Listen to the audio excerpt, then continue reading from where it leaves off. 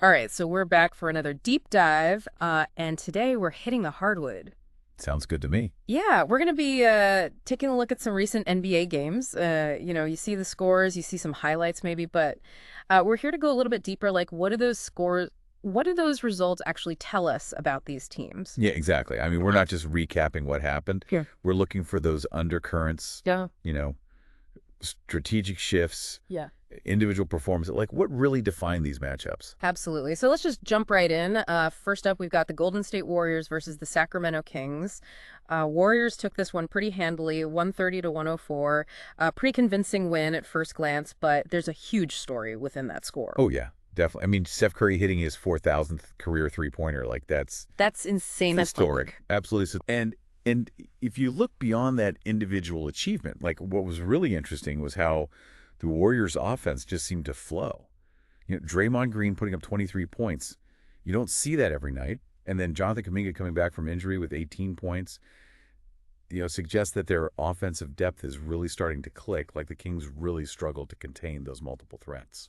Yeah, DeMar DeRozan had 23 for the Kings, but it felt like they were constantly playing catch up. This was their third straight loss and the Warriors' sixth straight win. So clearly, it wasn't just Curry's brilliance. The sources pointed to really cohesive team play. What did you see in their execution that really stood out? What was really noticeable was their off-ball movement, particularly in the third quarter when they really extended that lead. The Kings defense just seemed to lose track of those secondary actions, and that led to open looks, not just for Curry, but for Green, for Kuminga, for others. So it wasn't just, Steph creating his own shot. It was a much more integrated offensive approach. That makes a lot of sense. Moving to a much tighter contest, the Chicago Bulls against the Brooklyn Nets. The Bulls pulled out a 116 to 110 victory. This one sounds like it had some real swings and momentum. Oh, it did. It did.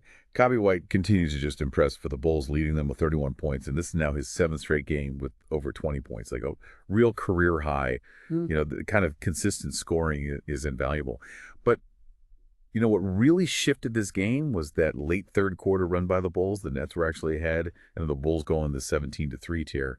What sparked that turnaround? That is the question. The sources highlight key contributions from Kevin Huerter and Trey Jones during that stretch. It suggests it wasn't just one player taking over, it was a real collective effort. What does that kind of response tell you about the Bulls right now?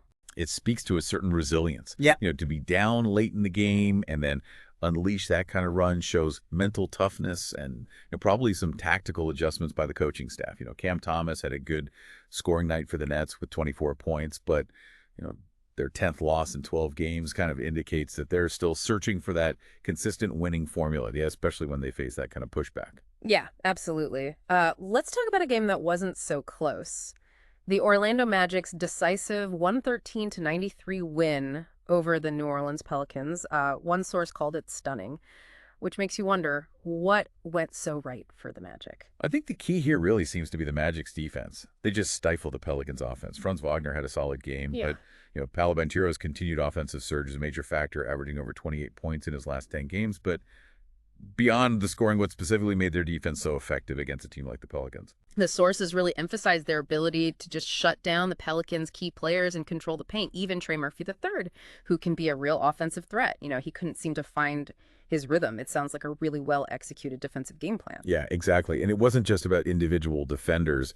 It was team-wide commitment to limiting the Pelicans' options and forcing them into those difficult shots. That kind of coordinated defensive effort can completely dictate the flow of a game, and it certainly did here. Absolutely. All right, switching gears to the Milwaukee Bucks versus the Los Angeles Lakers. The Bucks got back in the win column with a 126 to 106 victory, snapping a 3-game losing streak. You have to imagine that felt pretty important for them. Oh, absolutely. And, led by a classic Giannis Antetokounmpo performance, just shy of a triple-double. But what was perhaps more telling was the balance they showed. They had strong contributions across the board. Their bench really stepped up. How crucial is that kind of depth for a team with, championship aspirations?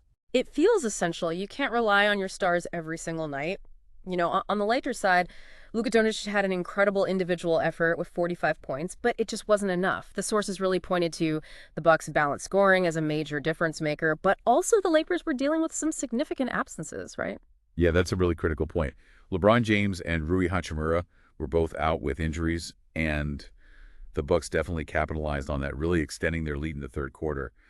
it highlights just how much injuries can disrupt a team's chemistry and their ability to compete, especially against, a top-tier opponent. Like, it makes you wonder how the game might have unfolded with a healthy Lakers roster. It really does. All right, finally, we had a high-scoring affair between the Washington Wizards and the Detroit Pistons, with the Wizards pulling out a close 129 to 125 win. This one sounds like it came down to the wire. Oh, it was a back-and-forth battle. Alex Sarr had a huge moment for the Wizards in the final seconds, hitting the go-ahead basket and then getting a crucial block. Those are the kinds of plays that can really define a player's impact. Clutch plays, indeed. Cade Cunningham had a fantastic offensive night for the Pistons with 38 points, but ultimately it wasn't enough. The sources mentioned the Wizards' sharp shooting in the fourth quarter and some key contributions from Justin Champagnie and Keyshawn George. It sounds like everyone who stepped on the floor for the Wizards in those final minutes made a difference. Yeah, exactly. In close games like that, often it's the unsung heroes who step up. Those timely shots, that crucial rebound, that unexpected defensive stop. Those are the moments that can really swing the outcome. It wasn't just about star power. It was about that collective effort in crunch time. So looking at these 5 games, we've seen a real mix of outcomes and contributing factors. We had the Warriors' dominant offensive display, fueled by Curry's milestone and their overall team execution. The Bulls showing resilience with that late comeback. The Magic's defense completely stifling the Pelicans.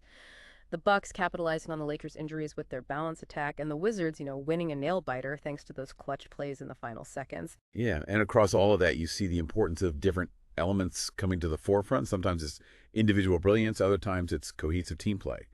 And you can never underestimate the impact of a strong defensive strategy, or even just being able to take advantage of an opponent's weaknesses when they present themselves. Absolutely. And as we wrap up this deep dive into these recent NBA results, it really highlights the multifaceted nature of basketball success. You can have incredible individual talent, but if it doesn't translate into team wins, it ultimately falls short, and even the best teams can be vulnerable when key players are sidelined. So considering all these outcomes and the various threads we've discussed, from Curry's historic night to the Magic's defensive prowess and those crucial endgame plays, what do you think is the most consistent predictor of success in these high-stakes NBA matchups as the season progresses? Is it consistent star power? Is it the depth and adaptability of the roster, or perhaps the strategic acumen of the coaching staff to exploit mismatches and adjust on the fly? It makes you really think about how these individual game results contribute to the larger narrative of who will ultimately contend for a championship. For sure. All right, well, that's all the time we have for today. Thanks for joining us for another deep dive, and we'll see you next time. See ya. Bye.